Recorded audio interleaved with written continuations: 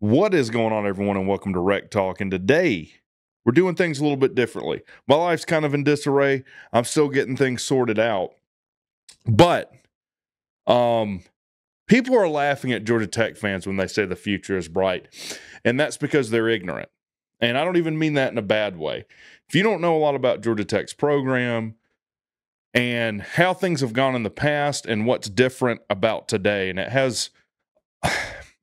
A lot of it has nothing to do with what's going on the field. Obviously, I made some videos. I was upset. Batt, I guess, trying to get poached by South Carolina. I put SC because USC is Southern Cal. But South Carolina really pushing to get Batt. Didn't hear anything else about it. And then today, I think, I read in the AJC and Pete Thamel ESPN report, Georgia Tech finalizing a 5-year deal with Batt, pending approval by the board, whatever. I assume that'll all go through. Why is that a big deal?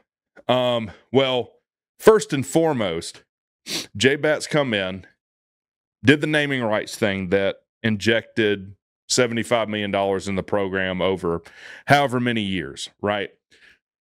Which was not popular. And there's still a lot of people. There's people that commented on that video. There's people that'll comment on this video. They still don't like it. Well, we don't have to like it, but at the time, we were $300 million in debt. Now, that wasn't a true number. We had $175 million, I think, raised for construction that was going to be done. But then on top of that, Batt raises $300 million.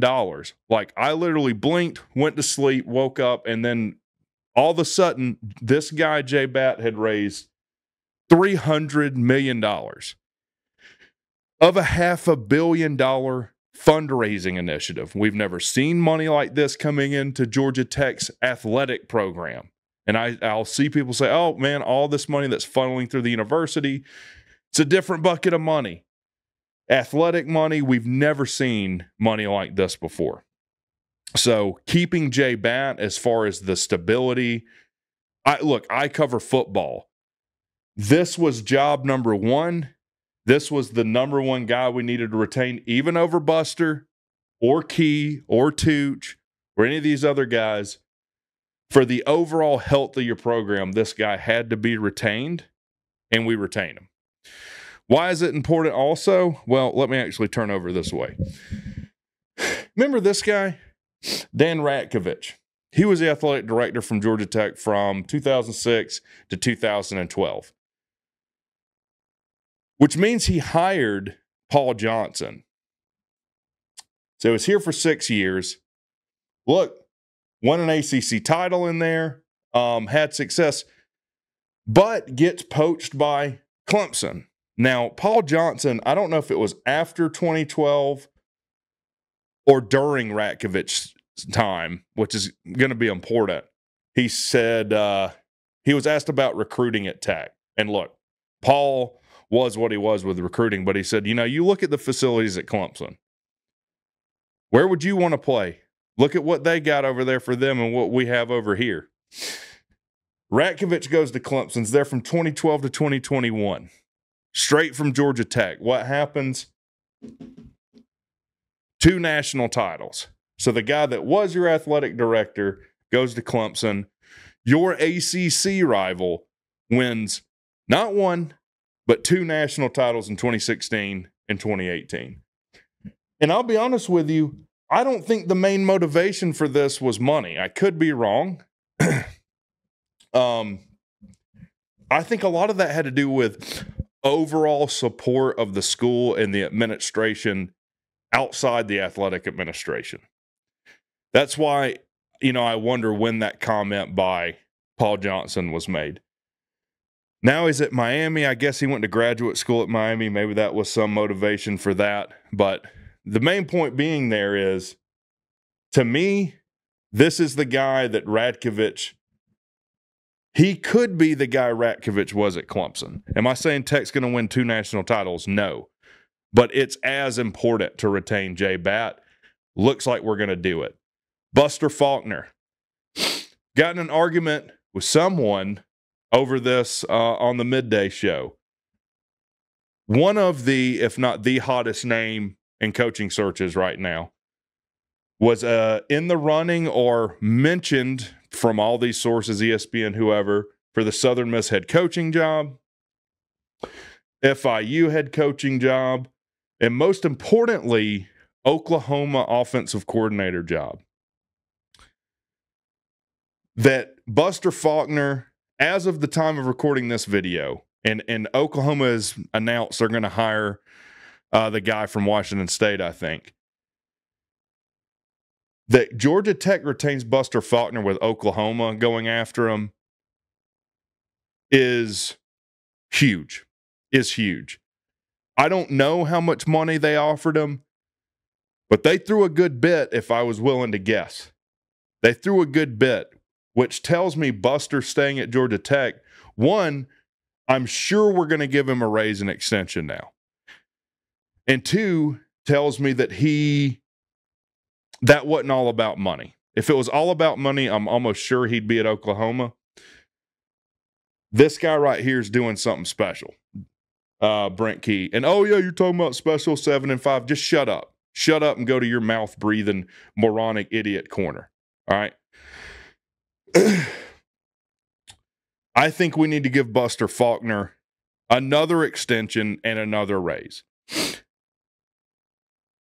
to $1.5 million, 2-year extension, $3 million deal. Stan Tucci, he's not in the running. Like, you're not hearing him in major coaching searches now. If he does what he did defensively again next year, he probably will be a hotter name than Buster Faulkner with the success of defensively minded head coaches. He'll probably be due for at least $1 million, 2-year extension. And then we got to talk about the man, Brent Key. I didn't write his name up here, but I honestly think this needs to be done this year. It's honestly embarrassing that our head coach is making less than $3 million a year to be a Power 4 head coach. Jamie Chadwell, it looks like Central Florida is doing everything they can to hire him as their head coach. He's at Liberty, was at Coastal Carolina. After I say this, pause the video. What do you think Jamie Chadwell, if you're a Georgia Tech fan, is being paid at Liberty right now? How much money is Jamie Chadwell making at Liberty per year? Pause the video, think about it, come back. Are you back? He makes $4 million a year. Liberty is basically paying their coach let me phrase it this way. Georgia Tech's paying their head coach about 60% of what Liberty is. And I think, especially with what Brent Key's done at Georgia Tech up to this point, he's due right now for a 5-year extension of at least $6 million a year. That'd be a $30 million extension. Why? Why would I push to do this now? Because if you can retain this staff for, let's say, another 2 years, what that can do for your recruiting, what that can do for your play on the field, competing for your conference. Hey, and I'll say it, make a playoff appearance in a 12-team playoff is huge. So, again, it cannot be understated that these two guys are still at Georgia Tech as of right now. 5 years ago, these guys would be gone. First of all, he might never come. He'd be gone last year. Key's kind of an exception or an outlier, but definitely these two guys are gone, and you've gone 2 steps forward and 1 step back, or even 2 steps forward and 2.5 steps back. That's kind of been the way Tech's gone at times in the past, where we just can't maintain. We might have a year of success, but we just can't maintain it. So huge for Georgia Tech to keep these guys. Let me know what you think in the comments. If you want to troll, do your trolling. Do your trolling. I'm here for it. Y'all have a good one.